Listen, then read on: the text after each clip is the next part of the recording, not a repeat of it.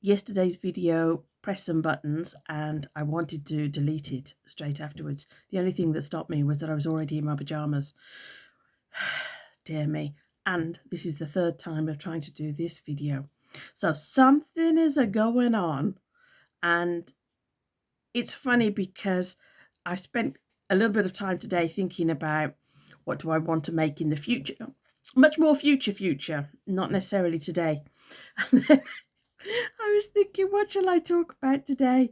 And I turned all the cameras, I turned all the video and all the device off, and I just lay there and I was like, just relax. What should I talk about? Talk about crickets. Nothing. It was like my brain was like, don't say anything. Like my brain, I don't know whether my brain was trying to protect me and say, do not tell her anything. Do not give her any ideas whatsoever, because she's going to say it and then embarrass us, and it's going to be really hard later. So to say it's been an odd day would be an understatement. And this is the third attempt of doing this video. This is clearly pressing buttons of, can I embrace the things that I know when I feel like I've made friends with people admitting all the things that I don't know. It does remind me of a friendship, though, that I had. That was probably more than one friendship. There was a lady who's a little bit older than me, and she was always fine when she was the one who had certain business experience and was more successful. If we were talking about that, she was a great friend. If there was something that I had done that she hadn't yet done, for example, I think she wanted to write a book, and she knows that I've written several books now, I don't hear from her. So I think I've had the lesson that some friends are comfortable with you only being that one side, that they want to be the one that's had more experience. Or I don't know, does it work the other way around?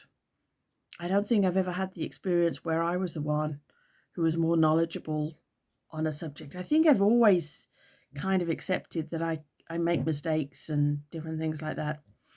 Funnily enough, when I was younger, it really bothered me. I really wanted to be, I wanted people to see intelligence when they interacted with me. I felt that I was missing out on a lot of opportunities, and so I kept going to night school and getting another certificate and stuff like that.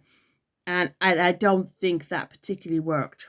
I think maybe you give out a first impression, and I'm not sure how easy it is to give out a different impression. I know when I worked at the university, I was a visiting professor at this university in Madrid, and that was different because I walked in and I was introduced as the professor teaching that class.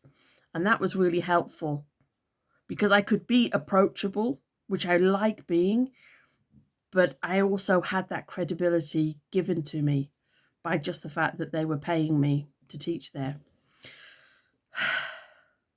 How do you do the two things together without completely, how can I be me and be open and approachable and kind of embrace and get comfortable with demonstrating some credibility or knowledge? I don't know. And my brain today shut down. It's like, no, don't tell her anything. She's going to say something and embarrass us. So I shall keep thinking about it. Bye.